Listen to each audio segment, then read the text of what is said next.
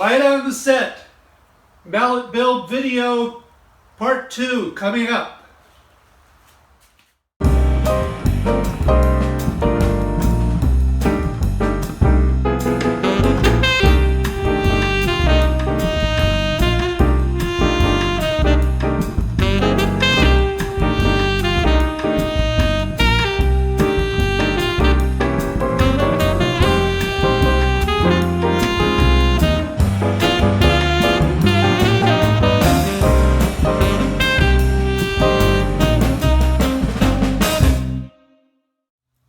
Hi there, I'm Don. Welcome to WB Fine Woodworking. This video is part 2 of showing the making of one of these mallets.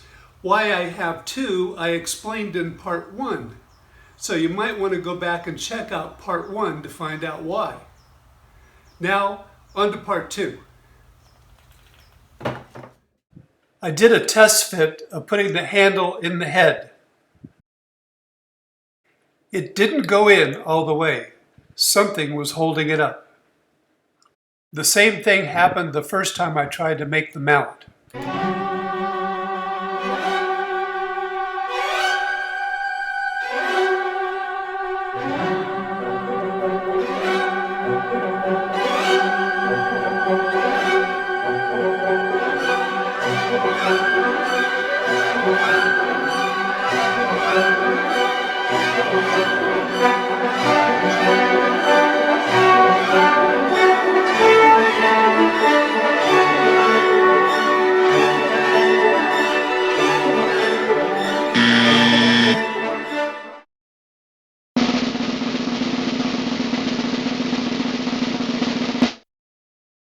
This time around, I checked very carefully to see what was happening. The top looked just fine.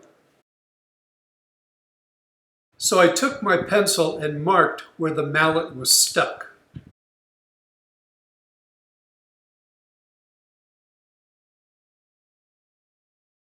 I pulled the handle out and started paring carefully below the mark that I had made. I tried the mallet head again and remarked the handle. As you can see here, I was on the right track of what I was doing. So I took my chisel and pared below that second mark that I'd made.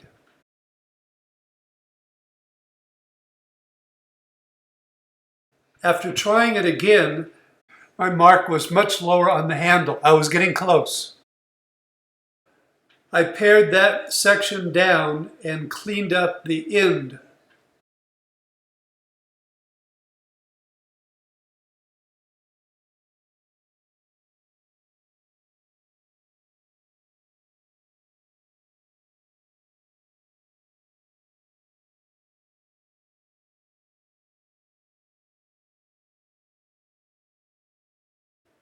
Ah, success! It fit just perfectly. I checked the bottom of the mallet for square and noticed that the maple piece was proud of the other two pieces. That's going to help. I'm going to use this maple piece to ride along the fence of my table saw so that I can trim the top of the mallet. But I had to remove this piece of glue first.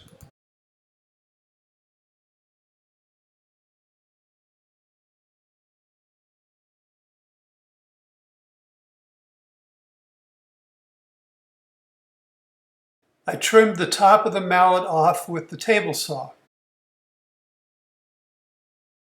Then I checked the cut to see if it was square.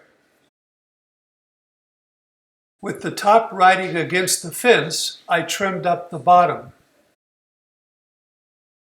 The next step was trimming the extra off the ends.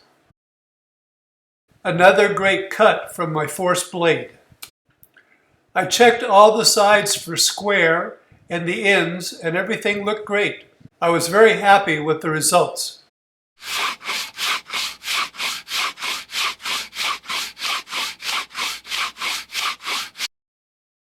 Now back to the handle to drill the relief holes for the wedges. These holes will prevent the handle from splitting when I drive in the wedges. I'm going to cut the slots for the wedges on the bandsaw. You can see here that I have everything marked so I know where to make the cuts. As you can see here, I attached a sled so I could make the cuts on the bandsaw. The sled was attached with double stick tape. I set up the bandsaw to make the cuts. This is the result of my two cuts. I needed to cut the wedges on the bandsaw, but this is the miter gauge that came with it. Fortunately, I had an alternative. The miter gauge that came with my SawStop fit perfectly on the bandsaw table. I set the miter gauge at 2 degrees using a method I saw in a YouTube video from Chris Schwartz. By setting the miter gauge at 2 degrees, I was able to make 4-degree wedges on the bandsaw by flipping the board over. This is a great method for making wedges.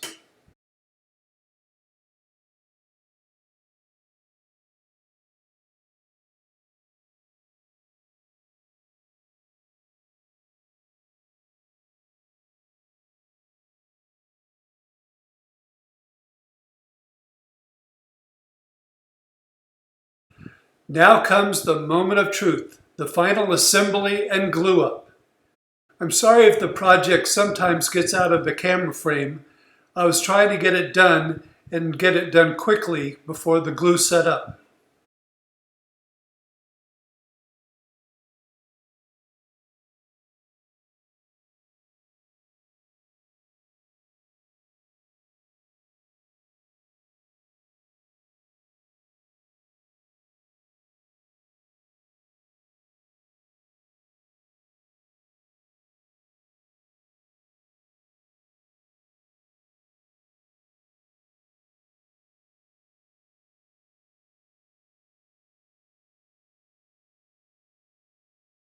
What a relief. The handle fit right in the head very smoothly and tightly. Success.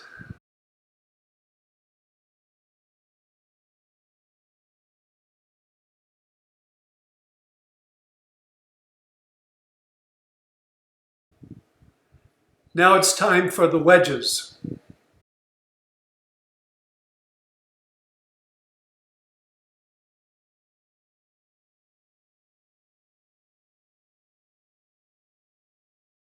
The first one's in the slot.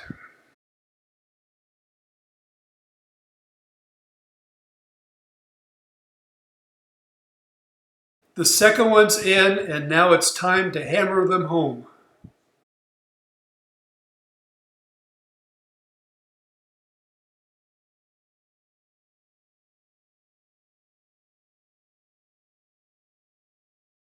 Final persuasion, and it was time to wipe it off. I usually don't like glue ups, but this one went well. The next morning, I used my Veritas flush cut saw to cut off the extra.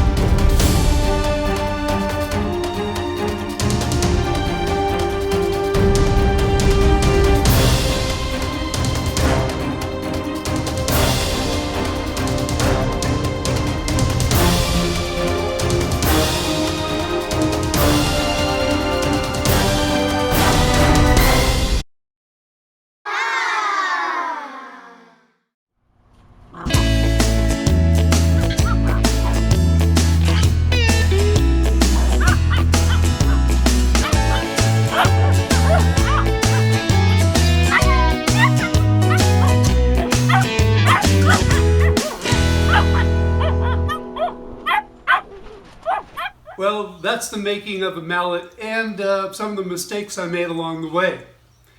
I greatly appreciate James King over at King's Fine Woodworking for making this challenge for a mallet build. It really got me started on turning back, something I haven't done since 1971. A few weeks ago or so, I bought this lathe and hadn't gotten a chance to use it. The first thing I turned was a handle for an ice cream scoop. I bought one of those kits, so there's a video on that you might want to check out. But after that, I decided to go ahead and try the mallet handle. I'd also like to thank Mitch Peacock over in the UK. He's having hashtag toolmake18 as a challenge on his YouTube channel. I've decided, since I was making the mallet for James, that I could try to enter both contests. And both James and Mitch agreed, so I greatly appreciate that, guys. So that's why I have two mallets, and you can see that I made the mistakes on the first one here, but it's still going to be a good mallet. I'm still going to use it, and this one is actually going to go on the wall in my office. I figured it would be a nice conversation piece and a reminder to me that I need to be more careful when I'm doing my woodworking and think first before I go through and do something I shouldn't be doing. If you like this video, please give it a thumbs up down below. Ask any questions or make any comments that you want. I like answering the questions. Please subscribe to our channel if you haven't subscribed already. And thank you very much for watching.